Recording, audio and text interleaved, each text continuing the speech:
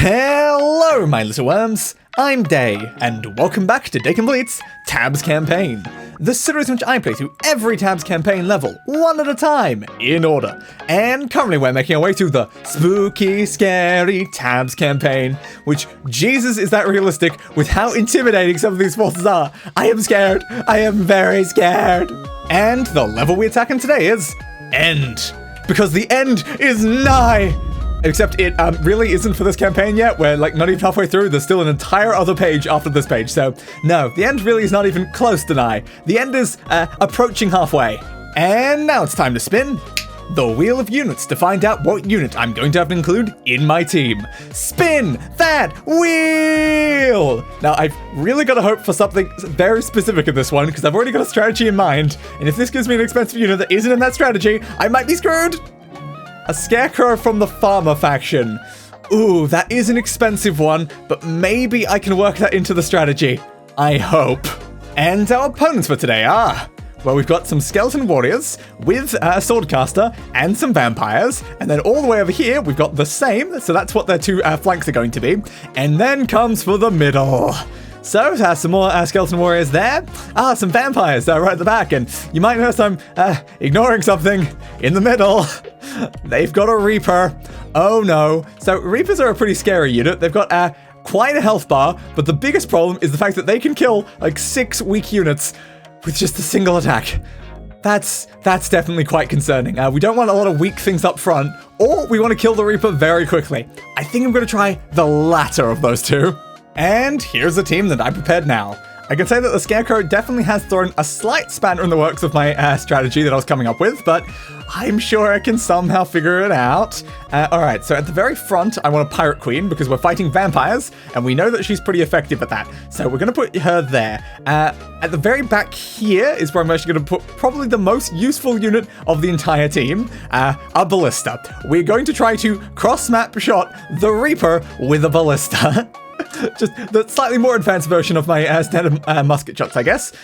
Speaking of muskets, though, I do actually want some of those. That is in this one. I want 2 muskets here, and then the same on the other side. And now this is going to entirely depend on luck, because really what we want is just for any of these muskets to get lucky and hit one of the swordcasters. Because we know if they hit the swordcaster will die. They probably will miss, but with 4 of them, there's a decent chance that we might get rid of at least one, but maybe both swordcasters. So then the enemy team might be down the Reaper and both swordcasters before they even get to the Pirate Queen. And that is really ideal for what we're going to need here.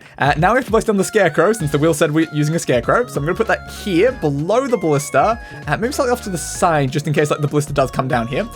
Now I kind of want to use a healer that's going to sit here. I'm only going to be able to afford 1. The original strategy had me using like 3, but yeah, I guess I can't use that now. So I'm going to have like 1 there, and then right at the front, I'm going to have some weak units to distract the vampires so the Pirate Queen doesn't get too hit. Because we know the Pirate Queen can survive decently well against the vampires, but we kind of need her to not be completely swarmed by them immediately. We need her to get her AoE explosion ability off quickly. So that's really going to be necessary for achieving that. And then we only have 120 left, which is really not enough to afford anything useful, unfortunately. So yeah, I think I'm just going to put an extra shield bearer back here, and maybe that'll distract them off of the Ballista if they do start coming in this way. So that's going to be our force, and it's going to rely very heavily on these guys, those guys, and this guy at the back. So hopefully this works out. And now it's time to let this battle commence and go in slow motion. That Reaper is a coming, boys. All right, so we're going to turn into this Ballista here, and now we need to hit that Reaper from across the map right now. Fire, hit it! All right, we hit the Reaper. Good. All right, come on, Pirate Queen. You just have to defeat these vampires. We might be good. I can see that both swordcasters did survive the initial musket volley, so that is not good. Do not fall in the water, Pirate Queen. No! This is over just because of that. There's nothing we can do. The Pirate Queen was so important to our strategy. Why did you fall in the water, Pirate Queen? Oh, man. Oh, that was just complete luck. She just happened to fall directly in the water. So we didn't get lucky with the swordcasters, and our main unit fell in the water. Great. All right, let's try that again. Surely it won't happen twice, right? And now it's time to let this battle commence and go in slow motion. Alright, that Reaper is heading towards us at alarming speeds, so we're going to turn into this ballista, and we're going to shoot that Reaper from across the map, and hope that our muskets are currently getting rid of the swordcasters on the side. I don't see a swordcaster on the right, I do on the left, so I think we got rid of one of them. That is very good. Now we just need our Pirate Queen to get rid of a lot of these vampires, and for them to not get to our backline. So come on, Scarecrow, really, you need to distract them. Ooh, Pirate Queen's getting hits. She's really getting hits. Come on, Scarecrow. Ooh, she got that off. That's good. Maybe they can get that. They did. Oh, that was a noble sacrifice there. You did, Pirate Queen. You managed to get the last of the skeletons, and then our Scarecrow finished the last swordcaster, and we still had our ballista just in case. Oh, I am so glad that worked out. That was way too close. I'm glad in the end the wheel was once again proved right and the Scarecrow saved us. Thank you, wheel. Victory! So I'd say in that level, our most important units were definitely those muskets on the side, because having both swordcasters up, the Pirate Queen cannot survive that for any decent amount of time. There was a run that was cut where like we defeated like pretty much everything else, but those two swordcasters just came down, destroyed the Pirate Queen, then went to the backline, destroyed everything else. Just 2 is way too much. Then of course the ballista getting rid of the Reaper, because that Reaper was gonna wreak havoc through our forces. That scythe does so much damage with like AoE swings, like the shield bearers would be dead. The Pirate Queen, no way she's surviving. Maybe the ballista would happen to hit it, but I feel like at that point, the vampires are just going to go past the front line and they're going to kill everything in the back line. So the Reaper needed to be down. And then, of course, you know, the Pirate Queen was definitely the most kind of necessary unit, because we need her to deal with like the vampires and the skeletons, and to make sure nothing is currently attacking our backline during that bit, while distracting the Reaper and all that stuff. So it's like, everything was quite necessary, except for the Scarecrow.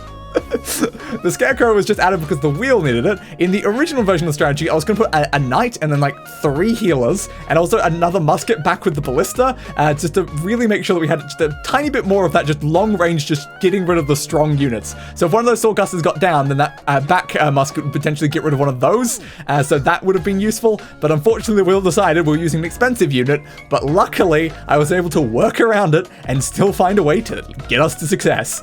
Anyway, if you liked the video, be sure to leave a like, and why not subscribe to the channel for more content like this. Ring the notification bell, it does something, I still don't know what. And I'll see you guys in the next level. So for now, goodbye everybody, and roll the outro.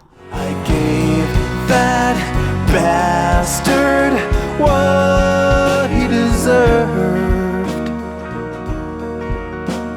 A funeral.